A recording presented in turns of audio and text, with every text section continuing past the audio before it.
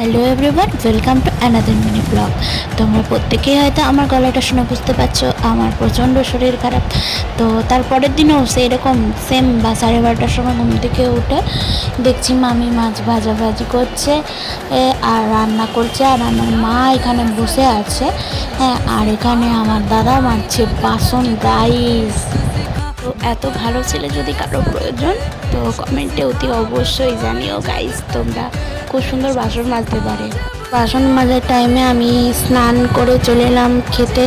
প্রথমে একটা বড়া দিয়ে দিয়েছিলো, যেটার নাম আমি ভুলে গেছি। তারপরে ছিল বাবলা মাছের তরকারি, মানে ঝাল দিয়ে টাইপের ঝুরঝুর করে ভাজা আর কি।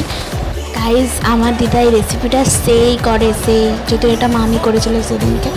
আর আমাকে কত ভাত দিয়েছিল, এরা এতগুলো ভাত দিয়ে দিয়েছিল। তো গাইজ, শেষ পাতে ছিল আমার মোস্ট ফেভারিট, মানে অ্যানাদার মোস্ট ফেভারিট ডিশেস হচ্ছে মাছের টক।